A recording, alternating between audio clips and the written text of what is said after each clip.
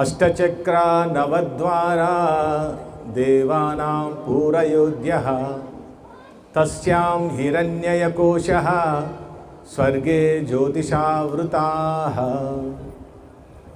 అథర్వవేద మంత్రం. గురువుగారు ఋగ్వేదము యజుర్వేదం యొక్క విషయాలు చాలా చెప్పాడు. వైతరిణి నది గురించి చెప్పాడు. అద్భుతమైన ప్రసంగం అది. నేను కూడా ఇంతకుముందు విన్నాను చాలాసార్లు. వైతరిణి నది గరుడ పురాణంలో ఆ విధంగా వేరే ఉంటుంది. కానీ ఈ మంత్రం ఏం చెప్తుంది, వైతరిణి నదిని దాటడం ఎట్లా, స్వర్గానికి వెళ్ళాలి అది మంత్రంలో ఉన్నది. అథర్వవేద మంత్రంలో 30వ అధ్యాయంలో అష్టచక్ర నవద్వార 8 చక్రాలు అని చెప్తారు కదా మన లోపల. సరే, చక్రాల విషయం పక్క పెడదాం. నవద్వార అంటే 9 రంధ్రాలు ఉన్నాయి మన శరీరానికి. ఈ శరీరానికి 9 రంధ్రాలు ఉన్నాయి. 9 రంధ్రాలు 9 రకాల మలినాలు బయటకు వెళ్తూ ఉంటాయి. దాంతోపాటు ఇంకా 2 మలినాలు ఉన్నాయి, గోర్లు వెంట్రుకలన్నీ. ఇవి కూడా మలినాలే బయటకు వెళ్ళిపోతుంటాయి. వీటిని మనం అదుపులో ఉంచుకోవాలి. వీటిని దుర్గంధం రాకుండా ప్రయత్నం చేయాలి. అప్పుడేం చేయాలి, అరిషడ్ వర్గాలను దూరం చేసుకోవాలి. యోగశాస్త్రంలో శౌచాసాంగ జుగుప్స పైరరే సంసర్గ.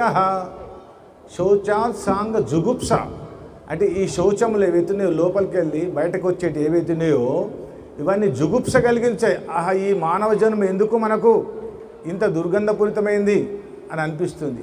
కానీ దాన్ని కూడా అధిగమించే శక్తి మనలో ఉందని చెప్తున్నది. వారు చెప్పారు మూలాలకు వెళ్ళమని చెప్పాడు. మూలంలోకి వెళ్ళాలి మనం. మన చెమట కూడా దుర్గంధం రాకుండా చూసుకోగలగాలి. మన శక్తి మన లోపల ఉంది. ఆ మంత్రార్థం అదే. స్వర్గే జ్యోతిషావృతాః. నీ శరీరం కానీ నీ జీవితం కానీ నీకు మొత్తం స్వర్గమయమే కావాలంటే నువ్వు ఇది పాటించాలి. ఆ మంత్రం మూలంలోకి వెళ్ళాలి. నవద్వారాల ద్వారా మలినాలు బయటకు వెళ్తున్నాయి.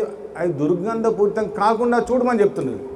ఒక ఎగ్జాంపుల్ చెప్తాను. దుర్గంధపూరితం కావద్దంటే రోజు ఆవు పాలు తాగడం, ఆవు నెయ్యి తినడం, ఆవుతో నెయ్యితో యజ్ఞం చేయడం వల్ల మన చెమట దుర్గంధం రాదు. గమనించండి, అంత పవర్ ఉంది ఆవు నెయ్యికి. ఆ విధంగా మనం దినచర్యలో నిత్యం అదే చేస్తూ పోతే ఈ దుర్గంధాలు ఏవైతే మనకు దుర్వాసన కలిగించవు. సేవ చేసే వాళ్ళు కూడా ఎలాంటి ఇబ్బంది కలగదు. మా నాన్నగారికి నేను సేవ చేశాను 98 ఏళ్ళ వరకు. అయితే ఆయనతో ఆడుకుంటూ పాడుకుంటూ ముసిపిసి నవ్వుతూ గమ్మత్తుగా తినిపించేవాళ్ళం ఆయనకు. ఊరికే సీరియస్గా తిను మన అంట తిన. అయితే ఆయన ఒకసారి నాకు చెప్పింది ఏంటంటే, అందరికీ ఒకే రకమైన ఆహారం పెట్టకూడదు.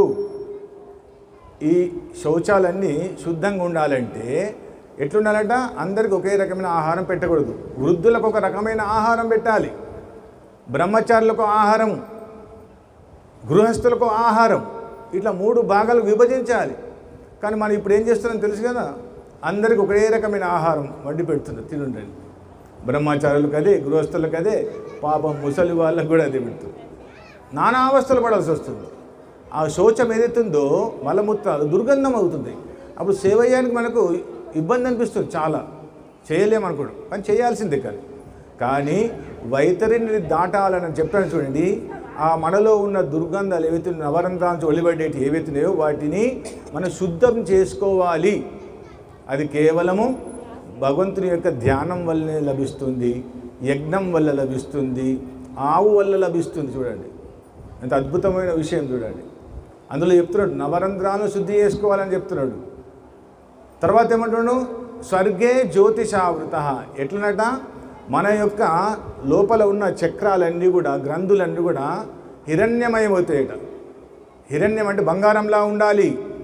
అంటే ఈ గ్రంథులన్నీ సమంగా తమ వృత్తులు నిర్వర్తిస్తుంటారు లోపల. లేకుంటే దుఃఖాలమయమవుతుంది. లేకుంటే మలమూత్రాలు కూడా బట్టల్లో బోళం చేయడం జరుగుతుంది. అవి నిలుపుదల చేసుకోవడానికి ప్రయత్నం చేయాలి. అంటే మన గ్రంథుల్ని బంగారంలా చూసుకోవాలి. హిరణ్యమయం చేసుకోవాలి మన గ్రంథుల్ని అని చెప్తున్నాడు. అయితేనే మనకు స్వర్గం లభిస్తుంది. అప్పుడు వైతరిని నది దాటినట్టే లెక్క. అయితే వైతరిని నది అంటే నాకు మా గురువుగారు చెప్తారు. గురువుగారు అంటే ఎక్కడికి వచ్చింది నాకు, మా గురువుగారి యొక్క మేనకోడలు ఇక్కడ ఉంది, భారతి గారు.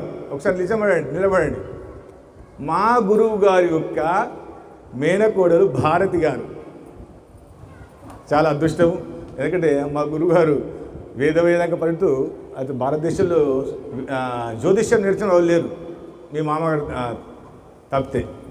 సో అలాంటి గురువుగారి సమక్షంలో చాలా విద్యలు నేర్చుకున్నాను. అయితే వైతరిణ్యది అంటే ఇక్కడ చెప్పారు కరెక్టే. ఒక గమ్మత్తు ఉదాహరణ ఉంటుంది ఏంటంటే, ఒక పేదవాడి ఇంట్లో ఒక ఆవు ఉన్నది, ఆవు దూడ కూడా ఉన్నది. అయితే వాళ్ళ ఇంట్లో వాళ్ళ తండ్రి చనిపోతే ఒక బ్రాహ్మణుడు వచ్చి, మీ నాన్న చనిపోయాడు అశుభ ముహూర్తంలో, వర్జ్యం ఉన్నప్పుడు చనిపోయాడు, అయితే నువ్వు ఆవు దానం చేసినావు అనుకో, మీ నాన్న చనిపోయాడు కదా, అక్కడ వైతరిని దాటాలంటే ఆ ఆవు తోక పట్టుకొని పోతాడు, అయిపోతుంది అండి. అట్లాగా అంత ఘోరంగా ఉంటుందా? తెలుసు కదా వైతరిని అది ఎట్లుంటుందో, మలమూత్రాలు సూచ గంధం ఉంటుంది, అంత దుర్గంధం ఉంటుంది. అట్లాగా భయపడి ఏం చేస్తాడు, సరే మరి ఏం చేయాలంటే ఈ ఆవు నాకు ఇయ్యు, నేను పంపిస్తా అక్కడికి. సరే మంచిదయ్యా, మరి తీసుకుని మా నాన్న మరి మా స్వర్గంకి వెళ్ళాలి అని అంటే ఇచ్చిండు. ఇచ్చిన తర్వాత తీసుకుపోయాడు, మా బ్రాహ్మణాన్ని తీసుకుపోయాడు, పెంచుకుంటుండు, పోషిస్తున్నాడు. ఈ దినాలు అయిపోయినాయి, అన్నీ అయిపోయినాయి. ఒక 6 నెలల తర్వాత బ్రాహ్మణ ఇంటి మీదకి వెళ్ళి ఇతను పోతున్నాడు, ఈ పేదవాడు పోతుంటే ఆవు దూడ మంచిగా వేసుకుంటూ పాలు తాగుతున్నాయి. అతను మంచి పాలు బిత్తుకుంటూ రోజు అమ్ముకుంటున్నాడు. ఏమయ్యా నువ్వు ఆవును పంపిస్తాను, పంపలేదంటే, పంపించినా మీ నాన్న ఆల్రెడీ వైతరి దాటేసిండు అని చెప్పి. అట్లాగా మరి అయితే ఆవు దూడ నేను తీసుకుపోతే ఇంటికి తీసుకుపోయాడట. సో అది ఎంత విడ్డూరం చూడండి. వీరు చెప్పిన ఇప్పుడు వేసిందో అరిషడ్ వర్గాలు జయించి శమధమాదులను మనము ప్రత్యక్షం చేసుకుంటే గనక వైతరిని దాటినట్టే, స్వర్గానికి వెళ్ళినట్టే. అది అసలు వాస్తవం. ఇంకో విషయం చెప్తానండి, దానికి ఉదాహరణగా కాశీకి వెళ్తే కాయ ఫలాపేక్ష లేకుండా ఏదైనా వల్లేసి రావాలి అన్నారు. ఏమన్నారు? కాయ ఫలాపేక్ష. కాయం అంటే శరీరము, ఫలం అంటే కర్మ ఫలితము, ఏది లేకుండా వల్లేసి రావాలంటే కాయ అంటే వంకాయను బీరకాయను వదిలేయాలి, ఫలాపేక్ష అంటే ఫలం ఏదనో అరటిపండు ఏదో వదిలేయాలి. ఇట్లా వదిలేస్తారు. విచిత్రం అయిపోయింది. వైతరిని దాటినట్టు అయిపోయింది గరుడ పురాణంలో. కాబట్టి వేదమంత్రం కూడా చెప్తున్నది ఏంటంటే వైతరిని దాటాలి, అరిషడ్ వర్గం జయించాలి, మన శరీరం దుర్గంధపోతుంది అక్కడ చూసుకోవాలని చెప్పారు. ఇంత మహత్తరమైన విషయాలు, చాలా విషయాలు చెప్పారు. చాలా ధన్యవాదాలు. అయితే అమ్మగారి విషయం చెప్తే అత్తమ్మ అవుతుంది. నాకు ఇంతవరకు అత్తమ్మ పేరు తెలియదు. మొన్న మెసేజ్ పెట్టిన తర్వాత జగదమ్మ అని చెప్తుంటే, మీరు చెప్తుంటే నాకు తెలుస్తుంది. మాకు తెలియదు అసలు. ఇక్కడ మళ్ళీ అమ్మాయి పిన్ ఉన్నది. ఇక్కడ మేము అమ్మాయి పిన్ అనే పిలుస్తాం. అప్పటి నుంచి కూడా అమ్మాయి పిన్ అనే పిలుస్తాం. పేరు తెలియదు. ఇప్పుడు సుశీలమ్మ అని చెప్పారు. అంటే ఎంత ఆప్యాయత ఉంటే మేము అట్లా పిలవగలిగినాం. తర్వాత మా అత్తమ్మ పేరు కూడా తెలియకపోవడం. ఇంకా విషయం ఏంటంటే, వారు సౌమ్యులు అని చెప్పారు, మీరు కోపం లేదని చెప్పారు. కరెక్ట్. అది మాకు ఇక్కడ వీరికి 4 బిడ్డల్లో నాకు ఒక ఫ్రెండ్ ఉన్నది ఇక్కడ. ఆ ఫ్రెండ్ ఎవరు లేచి నిలబడితే అందరూ చూస్తారు అనుకుంటా బహుశా. నిలబడు. మా ఫ్రెండ్ అండి, 2వ కూతురు, మా పెద్ద కూతురు మా వదిన అయినా వారు మా ఫ్రెండ్. కానీ గమ్మత్ ఏంటంటే, ఆమె పెళ్ళైన దాకా నా ఫ్రెండ్షిప్, ఫ్రెండ్ అయిన తర్వాత నా ఫ్రెండ్షిప్ కట్ చేసింది. అంటే గమ్మత్తుకి చెప్పుకోవాలి కాబట్టి చెప్పుకుంటున్నా. ఆ విధంగా వాళ్ళ అమ్మ ఏం చేస్తుందంటే, బావగారు వచ్చారు పాపం హైదరాబాద్ ఏం తెలియదు, వెంబడి వెళ్ళి చూయించు కదా అని నా వెంబడి పంపించేవాళ్ళు. అట్లా ఆ విధంగా నాకు పాత బస్తీ అంటే పరిచయం ఏర్పడింది. అంటే సౌమ్యంగా చూసేవారు వారు. తర్వాత ఏ కార్యక్రమం వెళ్తే మర్యాద బాగా చేసేవాళ్ళు. వారికి తెలిసి వాళ్ళు ప్రత్యక్ష మరి ఇప్పుడు జ్ఞాపకం వస్తుంది కాబట్టి చెప్పాల్సి వస్తుంది, ఇంకా మంచి విషయాలు చెప్పాలి కాబట్టి. అలాంటి జగదంబ గారు ఇలాంటి శివైక్యం పొంది, కైవల్యం పొంది సద్గతి ప్రాప్తించాలని కోరుకుంటూ, వారి కూతుళ్లకు వాళ్ళ కుటుంబ సభ్యులకు దుఃఖాన్ని తట్టుకునే శక్తి కలవాలి. ఎందుకంటే తల్లి చాలా ఉత్తమమైనది, బాధ ఉంటుంది బాగానే, లోపల దిగమింగుకుంటూ ఉంటాం. మనం ఇలాంటి విషయాలు చెప్తుంటే అప్పుడు మర్చిపోతారు. మీరు అన్నట్టు ఇందాక వచ్చే చుట్టాలకల్లా ఏడ్చుకుంటూ కూర్చోవాలంటే ఆ ఏడుపు ఇంకా దుఃఖం ఎక్కువైపోతుంది. ఈ విధంగా జరగడం. అట్లాగే మా బావగారి విషయంలో చేసినప్పుడు చాలా నాకు ఆనందం అనిపించింది. మర్చిపోయాను అన్నీ, ఈ పూజా కార్యక్రమం, ఈ పాటలు పాడడం మర్చిపోయాడు. కాబట్టి వీళ్ళకు కూడా అలాంటి శక్తి ఇవ్వాలని కోరుకుంటున్నాను. అయితే ఇందాక మన అలేఖ్య కూతురు పాట పాడింది, స్నేహాంజలి. స్నేహాంజలి, అఖిల వాళ్ళ అమ్మాయి. అఖిల వాళ్ళ స్నేహాంజలి బాగా పాడింది. ఏం పాట పాడినావమ్మా? ఎన్ని లోకాలు గాలించినా, ఎన్ని అర్థాలు సాధించినా, కన్న తల్లిదండ్రికి మిన్న ఏముందిరా తమ్ముడు, ఈ తత్వము నిజమురా. భారతి కూడా వాడుతుంది పాట, వేదవీణలో పాట. అట్లాగే తైత్తరీయ ఉపనిషత్తు అదే చెప్పింది, మాతృదేవో భవ, పితృదేవో భవ, ఆచార్య దేవో భవ, అతిథి దేవో భవ. చూడండి, ఫస్ట్ ఎవరు వచ్చారు? మాతృదేవ, తల్లే మొదటి గురువు.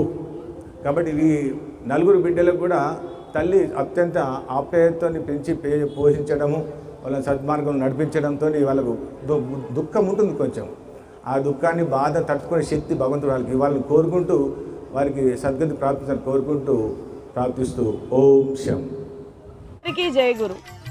మరిన్ని ఆధ్యాత్మిక రహస్యాల కోసం అచల బోధ, ఆత్మబోధ, భగవద్గీత, అలాగే పండుగల్లో దాగిన అర్థాలు, అంతరార్థాల కోసం మరియు యోగము, ధ్యానము మొదలైన అనేక ఆధ్యాత్మిక తెలుగు ప్రవచనాల కోసం క్రింద ఉన్నటువంటి రెడ్ కలర్ సబ్స్క్రైబ్ బటన్ను క్లిక్ చేయండి.